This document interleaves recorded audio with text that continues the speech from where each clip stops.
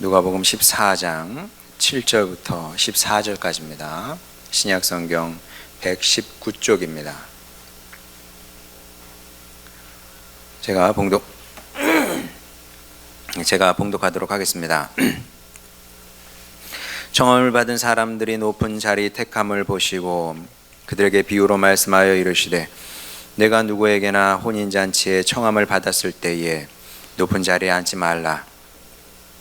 그렇지 않으면 너보다 더 높은 사람이 청함을 받은 경우에 너와 그를 청한 자가 와서 너더러 이 사람에게 자리를 내주라 하리니 그때에 내가 부끄러워 끝자리로 가게 되리라. 청함을 받았을 때에 차라리 가서 끝자리에 앉으라. 그러면 너를 청한 자가 와서 너더러 버시어 올라 앉으라 하리니 그때에 함께 앉은 모든 사람 앞에서 영광이 있으리라. 무릇 자기를 높이는 자는 낮아지고 자기를 낮추는 자는 높아지리라. 또 자기를 청한 자에게 이르시되, 내가 점심이나 저녁이나 베풀거든 벗이나 형제나 친척이나 부한 이웃을 청하지 말라. 두렵건대 그 사람들이 너를 도로 청하여 내게 갚음이 될까 하노라. 잔치를 베풀거든 차라리 가난한 자들과 몸 불편한 자들과 저는 자들과 맹인들을 청하라. 그리하면 그들이 갚을 것이 없으므로 내게 복이 되리니 이는 의인들의 부활 시에 내가 갚음을 받겠음이라 하시더라. 아멘. 사람은 태고적부터 늘 언제나 세상을 더 알고 싶어 했고요, 더 잘 설명하고 싶어 했습니다.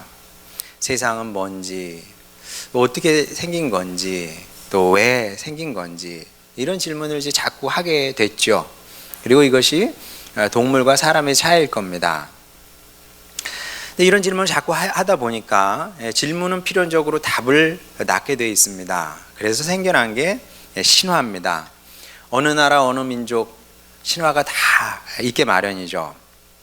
자, 그런데 그 당시에도 인문계적인 사고를 하는 사람이 있고 이공계적인 사고를 하는 사람들이 있었던 것 같아요. 인문계적 사고를 하는 사람들한테는 신화가 충분히 설득력이 있었던 것 같습니다만은 이공계적 사고를 하는 사람들이 볼 때는 이상해 이게. 그리스 로마 신화 여러분 읽어보면 거기에 물론 숨은 의미들이 많이 있습니다만은 이공계통 사람들이 보면 이상하거든요. 신들이 서로 싸웁니다. 그냥 싸우는 것이 아니라 미워하고 시기하고 질투하고 그리고 잡아 죽이기까지 합니다. 얼마나 이상합니까? 물론 신들이 그러면 안 된다는, 신들은 그러면 안 돼, 그럴 이유는 없기도 합니다. 우리도 미워하고 시기하고 서로 싸우고 그러잖아요. 잡아 죽이기도 하고. 그런 마당에 신들이라고 그러지 말라는 법은 없는 거니까. 근데 어쨌든 뭔가 좀 이상합니다. 자, 그래서 이 신화로 만족이 안 되는 사람들은 이거는 아닌 것 같다. 그래서 이제 이런저런 이론을 만들어내게 되는데, 그 옛날부터 있었던 이론 중에 하나가 우주 무한대론입니다. 자, 왜 있는지는 몰라. 근데 분명한 것은 무엇이냐면 우주는 시작도 없고 끝도 없는 겁니다. 동서양을 막론하고 좀 이렇게 머리가 좋은 사람들은 대체로 이렇게 생각을 했습니다. 그래서 이제 우리나라 말에도 영겁, 억겁 이런 말들이 이런 사고책에서 생겨났고요. 그 반대 개념인 찰나도 사실은 이 영원 무한대, 이게 시간은 끝도 없고 시작도 없고 끝도 없는 거죠. 이런 사상 맥락에서 생겨난 말입니다. 자, 그런데 유독 신앙을 가진 그리스도인들만 아니야 그게 아니고 세상에는 시작이 있고 끝이 있어, 이렇게 주장을 했던 거죠. 그래서 이제 옛날에는 사실 기독교인들이 똑똑한 사람들에게는 좀 비웃음의 대상이었습니다. 야, 어떻게 시간이 끝이 있어, 공간이 어떻게 끝이 있어, 봐봐, 우리가 경험하는 게 이게 무한대지. 그래서 좀 비웃음의 대상이었는데, 그러다가 정말 뜻하지 않게 빅뱅 이론이 등장하면서 성경의 창조론이 허무맹랑한 생각은 아닐 수도 있다, 이런 생각을 사람들이 하게 됐죠.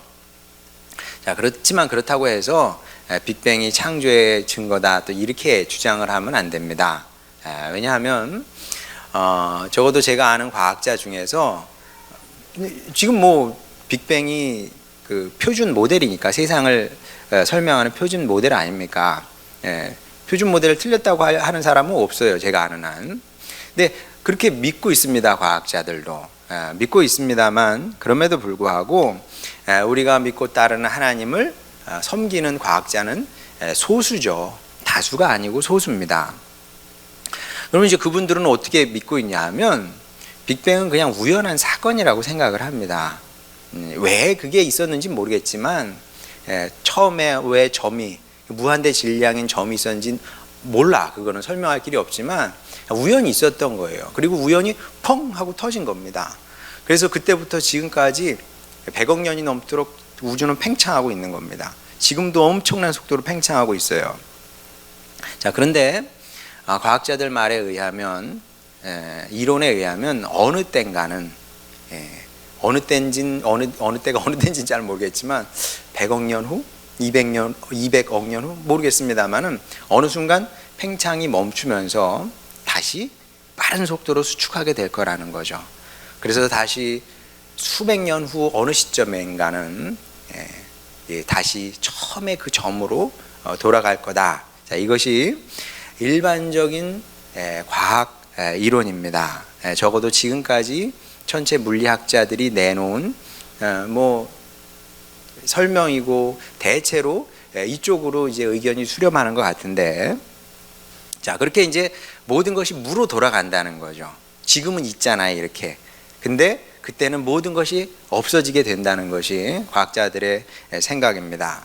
자, 그러면 이 이론이 옳으냐라고 물어보면 뭐 과학자들이 100%라 이렇게 말하지는 않습니다. 또 과학자들이 굉장히 솔직한 분들이거든요. 이게 100%라 이렇게 말하지는 않습니다. 근데 아마도 그럴 것이다 이렇게 얘기를 하는 거죠. 확실한 건 없어요. 확실한 건 없습니다. 사람이 확실성 속에 사는 것 같지만 사실은 확실한 것보다는 불확실한 것이 훨씬 더 많고요. 아는 것이 많은 것 같지만 모르는 것이 절대적으로 많고요. 그리고 중요한 것일수록 더 모릅니다. 참 신기하게도 중요한 것일수록 더 모르면서 이렇게 사는 겁니다. 그래서 저는 신앙인으로 사는 게 얼마나 감사한지 모릅니다. 왜냐하면 이것도 믿음이고 저것도 믿음이거든요. 모든 것이 수백 년, 수백억 년 후에는 다 무로 돌아갈 거다. 이것도 이론에 기초한 믿음이에요. 그게 사실이 아니고요. 그게 진리가 아닙니다. 이 믿음이에요, 믿음. 과학도 다 믿음에 근거한 거예요. 뭐 과학적이다 했을 때 이건 100% 사실이다. 과학자들은 그렇게 말하지 않습니다. 그냥 이론, 가설에 근거한 이론일 뿐이고 어느 순간 또 다른 가설이 나와서 표준 모델을 무너뜨리면 그건 틀리게 되는 거거든요. 그래서 이것도 믿음입니다. 모든 것이 무로 돌아간다. 그것도 믿음이고요. 저처럼 부활에 대한 확신을 갖고 사는 것도 믿음인 거죠. 자, 그러면 이 둘 중에 어떤 믿음을 갖고 사는 것이 더 바람직하냐, 그걸 생각해 볼 필요가 있겠죠. 자, 여러분은 둘 중에 어떤 믿음을 갖고 사는 것이 더 바람직하다고 생각을 하십니까? 자, 모든 것이 무로 돌아간다는 믿음을 갖고 살게 되면 참 세상 허무한 게 사는 거예요, 그냥. 어차피 다 무로 돌아가는 건데 뭐 하고 있어요? 우리는 무엇을 위해서 이 땅에 태어나서 무엇을 하다가 무엇을 위해 가는 겁니까? 허무한 거예요. 이게 삶이 다 몽땅 다 허무한 겁니다. 자, 그런데 부활을 믿게 되면 우리 삶의 방향성이 생기게 되는 거죠. 왜냐하면 우리가 가야 할 곳이 어디인지, 도달해야 되는 지점이 어디인지 알게 되기 때문에 우리가 이 세상을 살면서도 자세가 다르고요, 사는 방법도 다를 수밖에 없습니다. 우리 믿음의 선조들이 다 그렇게 산 겁니다. 한번 보겠습니다. 우리 지난주에 읽은 말씀이지만 또 한번 보겠습니다. 빌립보서 3장 10절 11절. 내가 그리스도와 그 부활의 권능과 그 고난의 참여함을 알고자 하여 그의 죽으심을 본받아 어떻게 해서든지 죽은 자 가운데서 부활에 이르려 하노니. 그러니까 사도 바울의 목적은 무엇이냐면 예수님께서 부활의 첫 열매거든요. 첫 열매라는 건 뭐냐면 어려운 얘기가 아닙니다. 자, 여러분이 유실수를 하나 사왔어요. 마당에 심었습니다. 물론 그런 식구들이 여기에 없겠지만은 뭐 가정을 해보세요. 심었습니다. 무슨 나무인지 모르고 심었어요. 꽃이 핍니다. 물론 농부들은 알겠지만 뭐 도시 사는 사람들은 꽃이 피어도 그게 무슨 나무인지 몰라요. 그런데 첫 열매가 뻥끗하고 올라오잖아요. 그러면 그 열매를 보면서 얘가 무슨 나무구나 아는 것처럼 예수님이 부활의 첫 열매가 되심으로 말미암아 우리도 나중에 그렇게 될 줄 알게 되는 거죠. 그래서 나도 그와 같이, 이제 바울의 고백이 그겁니다. 나도 그와 같이 예수님의 부활, 이 영광에 참여하기를 원한다. 그 얘기를 하고 있는 겁니다. 그래서 중요한 건 여기서 무엇이냐면 어떻게 해서든지 이 삶을 잘 살아내고 싶은 거죠. 이 삶을 잘 살아내고 싶은 거예요. 잘 살아서 예수님처럼 잘 살아서 그 부활의 영광에 이르고 싶은 겁니다. 자, 이런 목적을 가진 사람은, 이런 자세로 사는 사람은 이 삶이 무의미할 수가 없는 겁니다. 허무할 수가 없어요. 왜냐하면 보시다시피 그 영원한 영광의 부활에 이르기 위한 싸움이고 투쟁이기 때문에 그렇습니다. 자, 우리 삶이 가치가 있어요. 왜냐하면 이렇게 싸움으로 말미암아 우린 그 영광에 참여할 수 있게 되기 때문에 그런 겁니다. 자, 그리고 예수님께서 이 사실을 누구보다 잘 아셨기 때문에 이 땅에 계시는 동안 하셨던 중요한 사역 중에 하나가 사람들로 하여금 부활을 준비시키는 것이었습니다. 어쩌면 목회 사역도 그거예요. 사실 여러분들이 정신이 없어요. 이해되지요. 여러분 사회생활하고 돈 벌고 사는 게 얼마나 힘든 일입니까? 전 잘 몰라요, 솔직히. 굉장히 어려운 일입니다. 여러분 힘들게 살고 있죠. 근데 그러다 보니까 또 뜻은 그건 아닌데 이게 사람이 그런 건데 한쪽으로 이게 쏠리기 시작하면 한도 끝도 없거든요. 그럼 주일날 오면 제가 뭐 하는 거냐면 여기 보세요, 여기 보세요, 여기 보셔야지, 여기 보셔야지. 그렇게 이제 관점을 또 한번 돌려놓는 거죠. 그것조차 없으면 엉뚱한 대로 계속 달려가니까. 사실 목회라는 것은 또 예수님의 사역도 그겁니다. 그래서 어떻게 해서든지 이게 전부가 아니다. 이 부활의 날이 오게 되는데 그 날을 준비시키는 것이 모든 목회자의 중요한 사명 중에 하나인데 예수님께서 그 일을 먼저 하신 겁니다. 왜냐하면 이게 안 되면요, 우리가 부활을 준비하며 살지 않게 되면 자연스럽게 현실적으로 살 수밖에 없어요. 그건 뭐 100% 확실한 겁니다. 부활을 준비하든지 아니면 현실적으로 살든지 둘 중에 하나인데, 그럼 현실적으로 산다는 건 뭐냐? 이제 사람을 사회적 동물이라고 하잖아요. 그러니까 옛날 사람들이 이제 아리스토텔레스 얘기 아닙니까? 이 통찰력이 대단한 겁니다.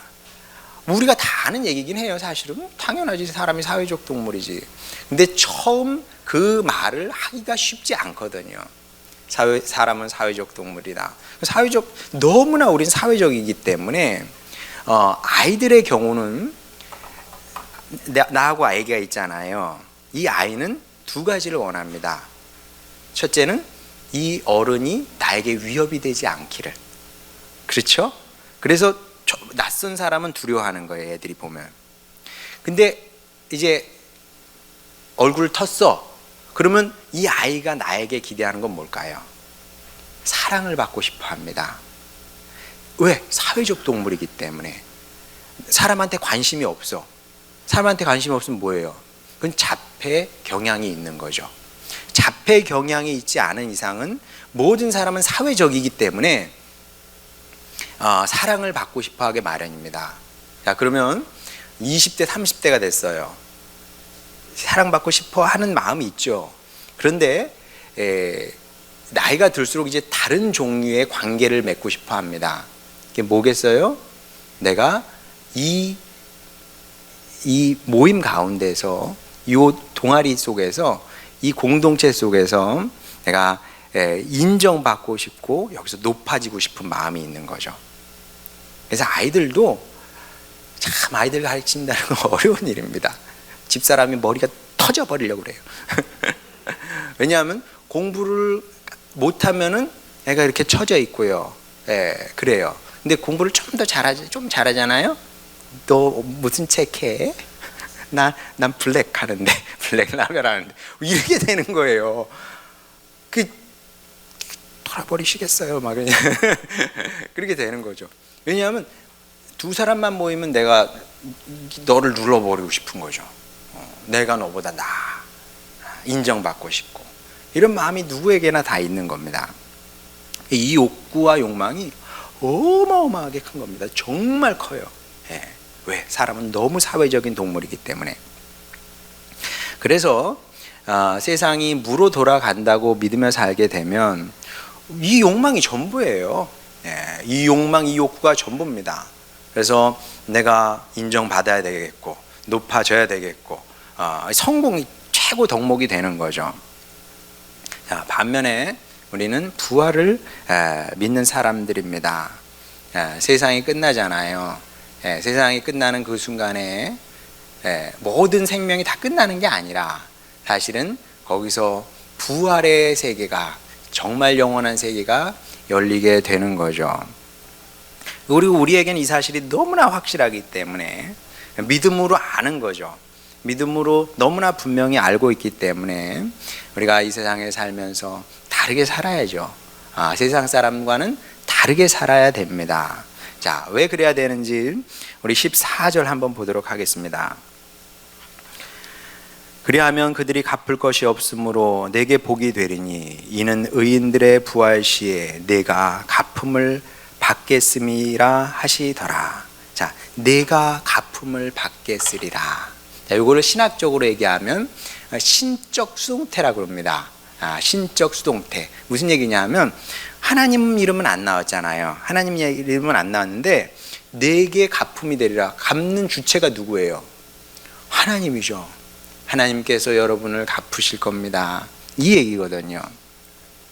자, 하나님께서 우리에게 뭔가를 주시겠대요. 선물을 주시겠다는 겁니다. 자, 이거 얼마나 가슴 뛰는 일입니까?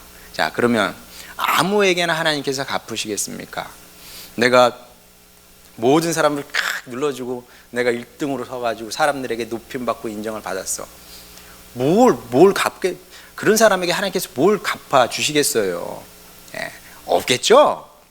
당연한 겁니다. 자, 그에 적합한, 그러니까 하나님께서 갚아주시기에 적합한 인생을 살아야 된다는 거죠. 자, 그러면 그 인생이 뭐냐? 본문에서 예수님은 두 가지를 말씀하고 계신데 이 두 가지만 우리 마음속에 잘 새기면서 실천하며 살아도 주님 나라에서 우리가 분에 넘치는 상을, 면류관을 받게 될 겁니다.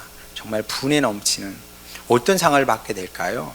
일단은 뭐 주님께서, 사람 다 똑같거든요. 저희 할머니께서 저희 형을 안 좋아하셨어요.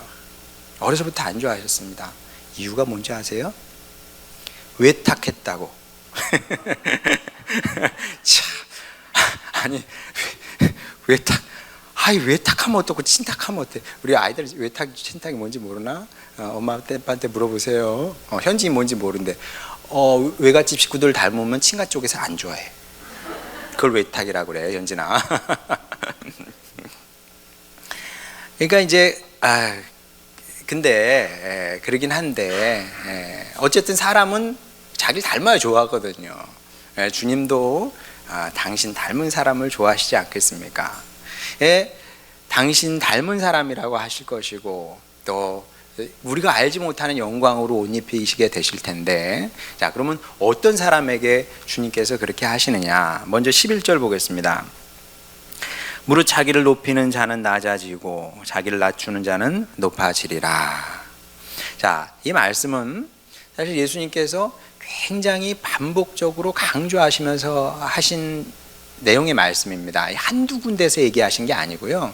사실 예수님께서 반복하신 말씀들이 있잖아요. 반복하셨다는 것은 굉장히 중요한 건데 이 말씀은 여러 군데에서 다양하게 반복을 하셨습니다. 한번 보겠습니다. 마가복음 9장 35절. 예수께서 앉으사 12제자를 불러서 이르시되 누구든지 첫째가 되고자 하면 무사람의 끝이 되며 무사람을 섬기는 자가 되어야 하리라 하시고, 또 요한복음 13장 14절 15절. 내가 주와 또는 선생이 되어 너희 발을 씻었으니 너희도 서로 발을 씻어주는 것이 옳으니라. 내가 너희에게 행한 것 같이 너희도 행하게 하려 하여 본을 보였노라. 주님께서 강조하신 것이 무엇이냐면 낮아져라, 섬기는 사람이 되라, 이런 말씀이죠. 자, 그래서 우리가 조심해야 될 것이 무엇이냐면 내 직분, 내 나이, 내 사회적 지위, 자꾸 이런 거 생각하면 안 됩니다. 물론 이제 우리가 대한민국이라는 사회에 살고 있지 않습니까? 우리 문화, 우리 정신을 무시할 수는 없어요. 제가 아무리 목회자로 산다고 그래도 전 대한민국에 태어나서 대한민국 사람 아닙니까? 그래서 어려서부터 이 유교적인 사고 방식이 뼛속 깊이 새겨들어 있습니다. 저뿐만 아니라 여러분도 다 마찬가지예요. 안 그런 사람은 없습니다. 달라요. 다른 나라 사람하고 다릅니다. 왜? 유교 문화권에서 그 핏줄을 받아서 우리가 살고 있기 때문에 그런 겁니다. 그래서 우리는 특별히 더 어려워요. 이게 예수님께서 당부하신 것처럼 낮아지고 섬기며 산다는 것이 우리 문화 속에서는 특별히 더 어려운 것이 사실입니다. 뭐 비근한 예로, 우리 이제 5월부터 식사 시작을 한다고 그랬는데, 남자 집사님이 한참 나이 어린 여자 성도님에게 식사 시간에 물을 떠다 준다. 쉬운 일은 아니잖아요, 그죠? 근데 한두 번은 해줄 수 있습니다. 호의로 한두 번은 해줄 수 있어요. 3번부터는요, 그거는 좀 어렵겠죠. 안 될 일이라고 보는 겁니다. 왜냐하면 뭐 여러분이 알아요, 왜 안 되는지는. 안 될 일이야. 여러분, 그렇다고 해서 우리 식사 시작하면 물 들고 막 그러지 마세요. 이상해, 그는. 각자 목마르면 알아서 먹을 테니까 막 떠다 주고 뭐 그러실 필요는 하등 없습니다. 자, 어쨌건 우리 문화 속에서 먼저 낮아지고 섬기며 산다는 것은 굉장히 어려운 일인데, 근데 여러분이 꼭 기억하실 것은 무엇이냐 하면 이게 어려운 일이기 때문에 주님 나라에서 거기에 대한 상도 큰 겁니다. 어려운 일을 해야 상을 받는 거지 쉬운 일하고 뭐 그게 무슨 상이 되겠습니까? 이제 제가 전도사 생활할 때만 해도 교회 분위기도 굉장히 대부분 다 꼭 삐딱하게 볼 필요는 없어요. 목사님들도 그렇고 장로님들도 그렇고 바쁘신 분들이기 때문에 빨리 식사하시고 가서 뭐 당회도 하고 그러셔야 되잖아요. 그러면 이제 식당에 가보면은 목사님과 장로님들을 위한 식탁이 이렇게 딱 준비되어 있고, 우린 다 이제 식판 들고 이렇게 하잖아요. 근데 목사님하고 장로님들은 이렇게 딱 이렇게 상도 좋은데 이렇게 해가지고 이렇게 드시고 딱 나가면 뭐 여자 집사님들이 이렇게 치우고 막 그랬는데, 그 섬긴 여자 집사님들이 지금 우리 하인이한테 배웠어요. 제가 잘하면 하인이가 이러거든요. 섬기는 게 최고예요. 섬김 받는 것보다는. 근데 그게 어렵다는 게 굉장히 어려운 일입니다. 근데 어려울 수밖에 없는 게, 여러분이 한번 해보세요. 여러분이 낮아지고 섬기게 되면 사람들이 여러분을 존경할 것 같죠? 천만에요. 그렇지 않습니다. 오히려 얕잡고 무시합니다. 왜냐하면 사소한 일을 한다는 것은, 얘는 사실 뭐 우리 문화뿐만 아니라 전 세계적으로 마찬가지죠. 사소한 일을 한다는 것은 그 사람이 사소하다는 얘기입니다. 사회적 가치가 사소하다는 거예요.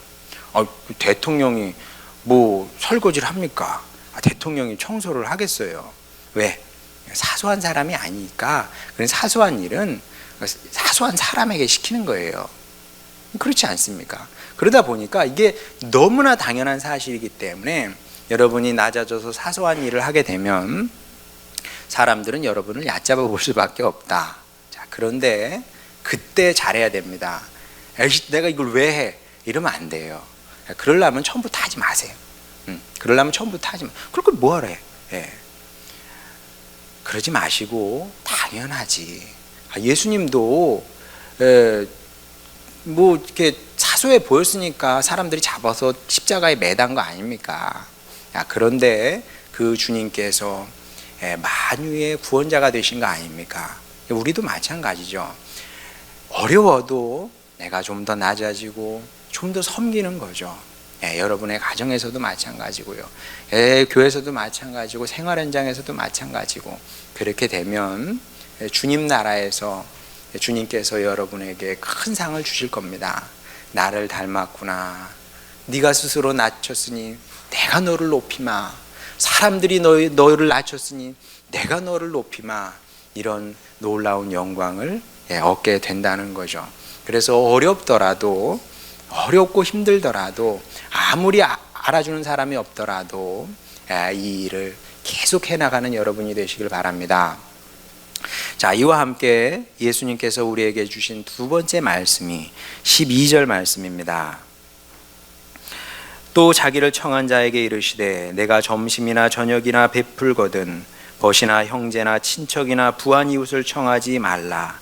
두렵건대 그 사람들이 너를 도로 청하여 내게 가품이 될까 하노라. 잔치를 베풀거든 차라리 가난한 자들과 몸 불편한 자들과 저는 자들과 맹인들을 청하라. 예수님께서 부활 준비를 위한 두 번째로 중요한 지금 말씀을 이렇게 우리에게 주시고 계신 거죠. 자, 베풀면서 하려는 건데 특히 나에게 도로 베풀 수 없는 사람들, 그런 사람들을 찾아서 베풀라는 겁니다. 자, 예수님께서 왜 이 말씀을 하셨냐 하면 모든 사람 마음에는 인정받고 싶은 마음만 있는 것이 아니고요, 대접받고 싶은 욕구도 있습니다. 이 욕구도 굉장히 크죠. 사람은 누구나 받으면 좋아합니다. 뭐 마트에서도 뭐 공짜로 뭐 준다 그러면 줄 서서 받지 않습니까? 그 사실 필요도 없는 건데도 그렇게 줄 서서 받거든요. 그리고 받으면 기분이 좋은 겁니다. 그래서 이제 그만큼 이제 이 뭔가 받으려고 하는 욕구가 큰 건데, 물론 이제 받을 줄도 알아야죠, 사람이. 너도 뭐 이렇게 못 받고 사는 것도 교만한 것일 수도 있어요. 그럼 사람이 받을 줄도 알아야지. 그리고 받는 걸로 치면 목회자가 1등 많이 받으면서 합니다. 왜? 생산적인 활동을 하지 않으니까. 목회자는 굉장히 의존적인 사람입니다. 교회에 의존적이잖아요. 교회에서 저희 가정을 먹여 살리지 않으면 어디 가서 여러분이 저한테 자비량 사역 하시죠. 그러면 아주 슬플 것 같아요. 이제 어떻게 살아 주님. 그러지 않겠습니까? 저는 의존적이에요. 뭐 생산적인 활동을 해야지. 교회에서 쫓겨나면 그 다음은 뭐 제가 어디를 가겠습니까? 어디든 우리 목사님 가실 때 있을 거야. 없어요, 여러분. 우리 아니면 없습니다. 갈 데 없어요. 저는 불쌍한 사람이에요. 굉장히 의존적인 사람이죠. 그래서 이제 뭐 받으면 살 수밖에 없는 거죠. 자, 그래서 이제 제가 젊은 시절에 이런 것들이 이제 마음에 별로 들지 않아서 선배 목사님께 이제 질문을 했습니다. 조언을 구했더니 선배 목사님께서 그런 말씀을 하시더라고요. 한번 생각해 보라고, 성도들이 그나마 그래도 마음 편히 부담감 갖지 않고 베풀 수 있고 줄 사람이 목회자밖에 더 있냐고. 그냥 주면 그냥 감사하고 받고 그냥 부담 갖지 말고 그냥 그러라고. 그러면 하나님께서 성도들 복을 주실 테니까 그렇게 생각하고 받으라고 그러시더라고요. 뭐 틀린 얘기는 아닐 겁니다. 뭐 그렇다고 해서 뭐 제가 여러분에게 뭐 달란 얘기는 아니에요. 뭐 목회자가 저뿐입니까? 세상에 목회자가 많이 있고 저보다 어려운 목회자들 많이 있거든요. 그런 분들에게 주시며 살아도 좋은 거죠. 자, 그런데 뭐 그렇다고 해서 제가 뭐 받고만 사느냐? 당연히 또 그건 아닙니다. 자, 사회 통념적으로 볼 때 우리 가정이 뭐 부자라고 할 수는 없잖아요. 예, 누가 우리 사회에서 아프리카 사람이 말고 우리 사회에서 우리나라 사람이 저희 가정을 보면서 야, 저희 진짜 부자네 이럴까요? 예, 뭐 그런 사람 한 명도 없을 겁니다. 물론 저는 제가 부자라고 생각을 하지만 다른 사람은 아무도 저를 부자라고 생각할 수가 없어요. 어떻게 제가 부자겠습니까? 하지만 그럼에도 베풀며 살려고 애를 쓰죠. 구체적으로 얘기할 수는 없습니다. 그걸 뭐 제가 어떻게 구체적으로 얘기를 하겠어요? 헌금한다는 얘기인가? 아니, 헌금 말고요. 헌금대로 하고, 예. 다른 이제 구제에 관련된 겁니다. 어려운 사람은 돕는 거죠. 뭐 이것도 설교가 이렇게 됐으니까 제가 얘기를 한 거지. 왜냐하면 얘기하는 순간 제가 손해를 보는 거니까. 이만큼 주님 나라에서 감점 이렇게 되는 거 아닙니까? 주님께서 감안해 주시리라 생각하고 제가 얘기를 하는 거예요. 예. 뭐 돈 남아돌지 않아요, 제가. 예. 그러나 그 와중에서도 정해놓고 이렇게 뭔가 하여간 한다는 겁니다. 자, 그러면 여러분은 어떠냐? 저의 눈 한번 마주 보시죠. 예. 객관적으로 아니 사실 저보다 어려운 가정 있으면 한번 손들어 보세요. 아니, 저보다 나은 가정 한번 마음으로 한번 손들어 보시죠. 다 들었군. 저보다 다 나아요. 대부분 다 낫습니다. 여기 앉아 계신 분 중에 저보다 어려운 분이 누가 있을래나? 저보다 다 낫지. 그러면 없다 얘기하지 마시고 시끄러운 소리예요, 그거는. 없긴 왜 없어. 예, 저도 있는데 여러분이 왜 없습니까? 없지 않아요. 없지 않으니 여러분도 힘써서 애써서 뭐 하여간 구제가 됐든 베푸는 것이 됐든 이렇게 살아야 된다는 거죠. 이거는 애쓰고 노력을 해야 되는 겁니다. 김동호 목사님이 그러잖아요. 이 구제는 운동하고 비슷하다. 근력 운동해야 근육이 생긴대요. 구제도 마찬가지로 자꾸 이렇게 봐야죠. 나 헌금하니까 됐어. 그건 하나님께 드린 거고, 그건 하나님께 드린 거고, 또 내가 이웃에게 또 해야 할 그런 것이 있잖아. 이제 마태복음 하다 보면 더 센 얘기가 나옵니다. 이것과 관련해서, 이 주제와 관련해서 더 센 얘기가 나오는데, 그 이제 다음에 그 말씀 본문이 나올 때 하겠습니다만은. 이걸 애쓰고 노력을 해야 되는 겁니다. 여러분, 우리 주일학교 아이들 헌금하잖아요. 주일학교만 위해서 쓰지 않습니다. 선교 구제비로 한 달에 20만 원 넘게 아이들이 해요. 아이들이 그 고사리 같은 돈으로 1,000원짜리 뭐 이렇게 한 거 그거 모아서 그렇게 하고요. IPL도 마찬가지입니다.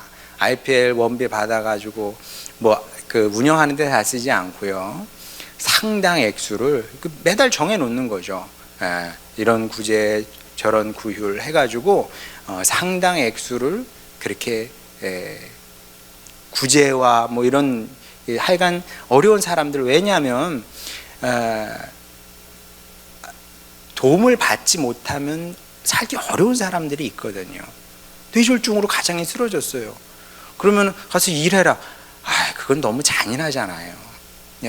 윌슨병으로 쓰러져 계십니다. 그럼 누가 도와줘야지. 그러면 살지. 뭐 정부에서 받는 돈 가지고 어떻게 삽니까?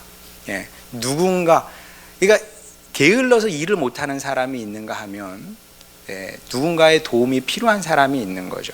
그러니까 우리 학생들도 어려서부터 이런 꿈을 갖고 공부를 하시기 바랍니다. 내가 좋은 대학 가야지. 좋은 대학 가서 뭐 하게 도대체? 교만해지려고? 그러면 좋은 대학 가면 안 돼요. 교만해지고 나 이게 사회 저 1%에 나 들려고? 그게 인생의 목표는 아니잖아요. 주님, 저에게 직장을 주시면 제가 그걸 가지고 주님 나라를 위해서 일하겠습니다. 주님 기뻐하시는 일에 쓰며 사는 사람이 되겠습니다. 이런 꿈을 가지고 소망을 갖고 공부도 하고 또 직장도 구하고, 그래야 주님께서 기뻐서 그것도 주시는 거지. 그리고 약속은 꼭 지키는 거예요. 먹고 튄다 그래. 그리고 나서 먹고 나서는 이제 자기만 위해서 살게 되면 그건 먹튀가 되는 거죠. 가장 슬픈 사람이 되는 겁니다. 자, 우리가 이런 노력을 해야 된다는 거죠. 여러분, 없지 않아요. 여러분, 없지 않습니다. 없다고 생각하면 통장에 10억을 넣어놔 보세요. 그런 사람들 넉넉하다고 생각할 것 같아요? 여전히 부족하다 그래요. 없어서 없는 게 아니라 마음이 박하고 마음이 인색한 거죠. 네. 선교사님들 그러더라고요. 선교 나가기 전에는 마음이 쪼그라드니까 이게 어쩔 수 없이 사람을 본답니다. 그럼 교회 안에서 장로님, 저 장로님 나를 도와줄 수 있을 거야. 왜? 재산이 있으니까. 저 권사님, 저 집사님 나를 도와줄 수 있겠지. 그러면 이제 말은 그렇게 하신대요. 뭐 이렇게 하겠습니다. 그런데 참 신기하게도 막상 가보면은 돈 들어오는 거는 주로 도와준다고도 안 했던 그냥 그런 분들이 선교사님 죄송합니다. 제가 이거밖에 안 돼요. 작은 액수죠. 정말 작은 액수. 그렇지만 제가 매달 드리긴 하겠습니다. 그 개미 지원이라 그러잖아요. 개미 지원 최성규 선교사님도 그랬다 그러더라고요. 그 개미처럼 막 그냥 그런 분들이 도와줘서 그렇게 선교하고 했다고 그러더라고요. 지금은 어떤지 모르겠는데. 그러니 이게 마음의 문제다. 그리고 그렇게 해야 되는 겁니다. 왜 그래야 되는지 다시 14절 보겠습니다.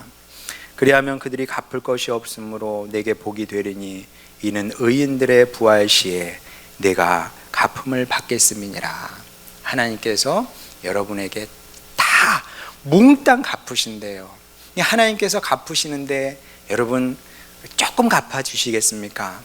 여러분이 10 썼으면 그래 10 줄게 그러시겠습니까? 아니요. 30배, 60배, 100배로 아니 영원한 것으로 여러분에게 갚으실 것이고요. 최고의 것으로 갚으시게 되어 있습니다. 이 사실을 잘 기억하시고 마음에 새기시고 부활을 잘 준비하며 사는 여러분이 되었으면 좋겠습니다. 그래서 아무도 알아주지 않아도 즐거이 섬기고 웃으면서 무시를 당하더라도 즐거이 섬기고 그리고 아무도 보지 않는 곳에서 감사로 베풀며 살아가는 여러분이 되셔서 부활의 날 주님께서 높이시고 상 주시는 우리 하늘소망교회 모든 식구들이 되기를 주님의 이름으로 축원합니다. 우리 찬양 부르고 기도하도록 하겠습니다.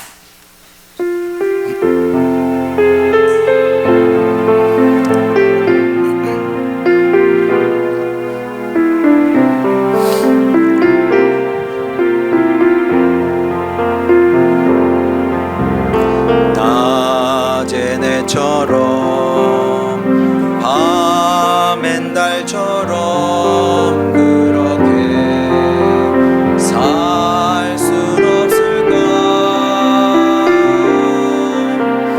욕심도 없이 어두운 세상 비추어 온전히 남을 위해 살듯이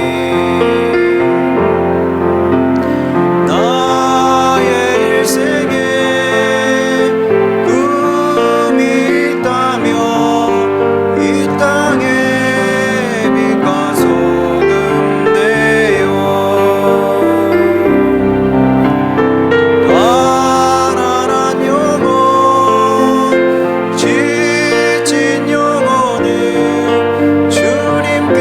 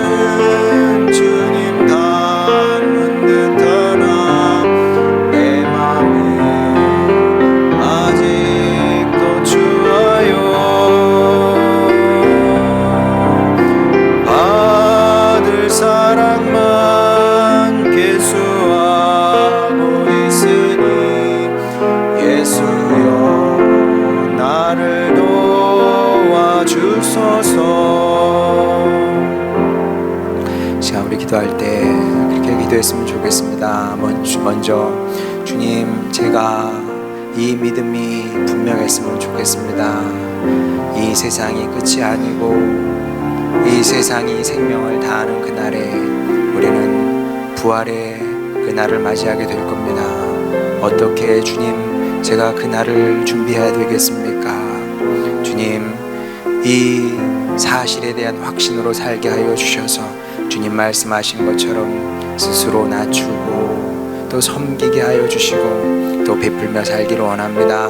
주님, 그래서 주님 닮은 사람이 되게 하여 주시고 그렇게 주님 앞에 섰을 때 우리가 볼 때는 사람이 볼 때는 누추한 인생이었지만 주님께서 칭찬하시는 주님의 아들들이 되기를 원합니다.